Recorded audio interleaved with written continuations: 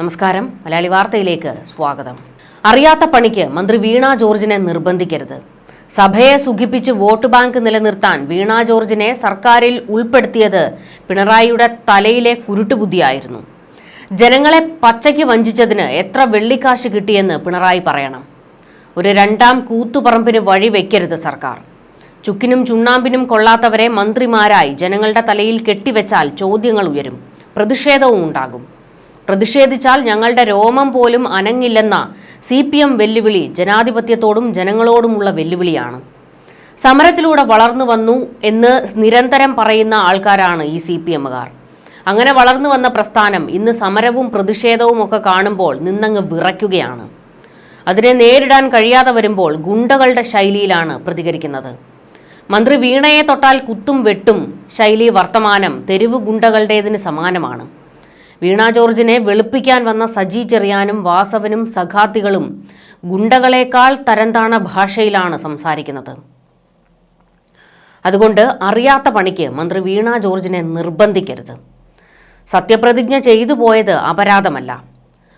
മാധ്യമ അവതാരികയുടെ പേര് സ്വന്തം മകളുടെ പേരായതുകൊണ്ടാണ് ഭരണപരിചയമില്ലാത്തവളെ മന്ത്രിയായി സത്യപ്രതിജ്ഞ ചെയ്യിച്ചതെങ്കിൽ അത് തിരുത്താവുന്നതേയുള്ളൂ.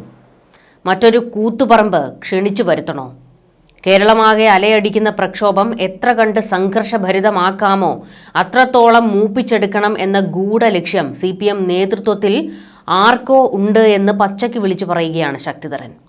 ശക്തിധരൻ പങ്കുവച്ച ഒരു പോസ്റ്റിൽ പിണറായി വിജയനെയും അതുപോലെ തന്നെ വീണ ജോർജിനെയും ഒക്കെ വലിയ രീതിയിൽ വിമർശിക്കുന്നുണ്ട്. പോസ്റ്റിലെ ബാക്കി ഭാഗം ഇങ്ങനെയാണ്: അവർ ചോരയ്ക്ക് വേണ്ടി ദാഹിക്കുന്നത് എന്തുകൊണ്ടാണ്? മന്ത്രിക്കെതിരെ പ്രതിഷേധം ഉടൻ നിർത്തിയില്ലെങ്കിൽ വിഴുങ്ങിക്കളയുമത്രേ.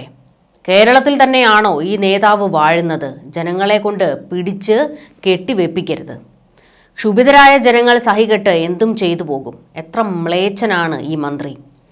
മണ്ണിനടിയിൽ ആരുമില്ലെന്ന് മന്ത്രി ഏത് ദിവ്യ ദൃഷ്ടി കൊണ്ടാണ് കണ്ടെത്തിയത്? ക്യാപ്സൂൾ കൊടുത്ത് ഭരണം നടത്തിക്കൊണ്ടു പോകാനാകുമോ? ഈ മന്ത്രിസഭയിൽ മന്ത്രി വീണ അനിവാര്യ ഘടകമേ അല്ലെന്നാണോ CPM തന്നെ സമർത്ഥിക്കുന്നത്? ദേശീയപാത നിർമ്മാണം തകർന്ന് തരിപ്പണമായപ്പോഴും ഇതേ ഒപ്പാരിയിടൽ തന്നെയല്ലേ കേരളം കേട്ടത്?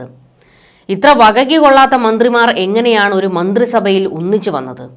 9 വർഷമായി പ്രതിപക്ഷത്തിന് ഒരു അഴിമതി ആരോപണം പോലും കൊണ്ടുവരാൻ കഴിയാത്ത ഭരണമാണത്ര ഇത്. ആളുകൾ ചിരിക്കും. ഉമ്മൻചാണ്ടിക്കും മറ്റും എതിരെ കോടികൾ ഖജനാവിൽ നിന്നെടുത്ത് മുൻനിര അഭിഭാഷകരെ നിയോഗിച്ച് എടുത്ത കേസുകളിൽ ഉമ്മൻചാണ്ടിയും മറ്റും ഇപ്പോഴും ജയിലിലല്ലേ? എത്രയെത്ര കേസുകളിൽ പ്രതിപക്ഷം ഊതിയാൽ പറക്കുന്ന അവസ്ഥയിലല്ലേ? പ്രതിപക്ഷ നേതാവിൻ്റെ പേരിൽ പോലും വ്യാജ കള്ളക്കേസ് കൊടുപ്പിച്ച് അവഹേളിതനായ മുഖ്യമന്ത്രി ഇവിടെയല്ലേ ഉണ്ടായിട്ടുള്ളൂ? സഭാരേഖകളിൽ തന്നെ ഇതുണ്ടല്ലോ. വീണ ജോർജിനെതിരെ പ്രതിഷേധിച്ചാൽ ഒലത്തിക്കളയുമെന്നാണ് മന്ത്രി പുങ്കവൻ ഭീഷണിപ്പെടുത്തുന്നത്. ഇതല്ല രാഷ്ട്രീയം. സഹമന്ത്രിമാർ ആപത്തിൽപ്പെടുമ്പോൾ കവചം തീർക്കുക ജനാധിപത്യത്തിൽ സാധാരണമാണ്. എല്ലാ പാർട്ടികളും അത് ചെയ്യാറുമുണ്ട്. പക്ഷേ ഇവിടെ മന്ത്രി പുങ്കവൻ കാണിക്കുന്നത് ഊച്ചാളി പീസാണ്. എരുതിയിൽ എണ്ണ ഒഴിക്കുകയാണ് ഒപ്പം നിൽക്കുന്നവർ. പക്ഷേ പ്രതിപക്ഷത്തെ പിരികയറ്റി ഓരോ മണിക്കൂറും പ്രകോപനം സൃഷ്ടിക്കുന്നതിന് പിന്നിൽ ദുഷ്ടലാക്കുണ്ട്. സത്യം പറഞ്ഞാൽ രാഷ്ട്രീയം എന്തായാലും കേരളത്തിലെ മാധ്യമ സമൂഹത്തിന് ഏറെ കടപ്പാടുള്ളതാണ് ഈ വനിതാ പത്രപ്രവർത്തകയോട്. ഒട്ടേറെ സവിശേഷതകളുണ്ട് ഈ കണ്ടെത്തലിൽ. ഇന്ത്യയിലാകെ മാധ്യമ സമൂഹത്തിന് അഭിമാനമല്ലേ ഇത്തരത്തിലൊരു സജീവ പത്രപ്രവർത്തക നമുക്കുണ്ട് എന്നത്. പക്ഷേ അധികാരമേറ്റ ആദ്യ ദിവസം മുതൽ അതിനിർദ്ദയമായാണ് അവരോട് പെരുമാറുന്നതും അവരുടെ തിരിച്ചുള്ള പ്രതികരണങ്ങളും. എനിക്ക് ഈ മന്ത്രിയെ അറിയില്ല, ഒരിക്കൽ പോലും സംസാരിച്ചിട്ടുമില്ല, ഇനി ഒട്ട് സംസാരിക്കാനുമില്ല. എന്താണ് CPM എന്ന് ഇനിയും അവർക്കറിയില്ല. ഒരു വനിതാ പത്രപ്രവർത്തകയ്ക്ക് കിട്ടാവുന്ന ഏറ്റവും വലിയ പദവി തന്നെയാണിത്. പക്ഷേ ഭരണപരിചയം കമ്മിയാണ്. സ്വന്തം നാവ് തന്നെ ശത്രു. അനുകൂല ശത്രുക്കൾ എന്ന പ്രയോഗം സെക്രട്ടേറിയറ്റിലെ പഴഞ്ചൻ CPM ഭാഷയാണ്. പഴയകാലത്ത് കമ്മ്യൂണിസ്റ്റുകാർ പറഞ്ഞിരുന്നത് മരിക്കുമ്പോൾ ശരീരത്തിൽ ഒരു ചെങ്കൊടി പുതയ്ക്കണം എന്നേ ഉള്ളൂ എന്നതായിരുന്നു. ഇക്കാലത്ത് അങ്ങനെ ആരെങ്കിലും പറയുന്നത് കേട്ടിട്ടുണ്ടോ? ബിന്ദുവിനെ മന്ത്രിയാണോ ഉരുട്ടിയിട്ടതെന്ന് ഹതഭാഗിയായ ഒരു വീട്ടമ്മയെക്കുറിച്ച് പരിഹസിച്ച് സംസാരിച്ച മന്ത്രിയുടെ ഹൃദയത്തിൻ്റെ മൂശ കല്ലാണോ? എത്രയായാലും മരിച്ച ബിന്ദു ഒരു സഹോദരിയല്ലേ, ഒരു ജീവനല്ലേ തന്നത്? ആ മന്ത്രിയെ കേരളം ചവിട്ടിക്കീറാത്തത് ജനങ്ങൾ സമാധാനകാംക്ഷികളായതുകൊണ്ട് മാത്രമാണ്. ആ പട്ടടയുടെ ചൂടാറും മുൻപ് ഇങ്ങനെ പരിഹസിച്ചല്ലോ സഖാവേ.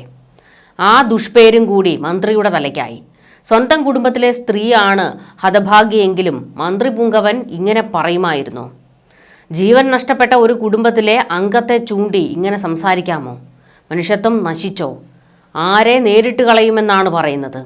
കൊൽക്കത്തയിലെ ഹൗറ ബ്രിഡ്ജിൽ കയറി നിന്ന് ചെങ്കൊടിയും പിടിച്ച് മുദ്രാവാക്യം വിളിക്കാൻ ചങ്കുറപ്പുള്ള ഒരുത്തനെ ബംഗാളിൽ വാസവന് കാണിച്ചു തരാമോ? അടികൊണ്ട് പുറം പൊളിയും.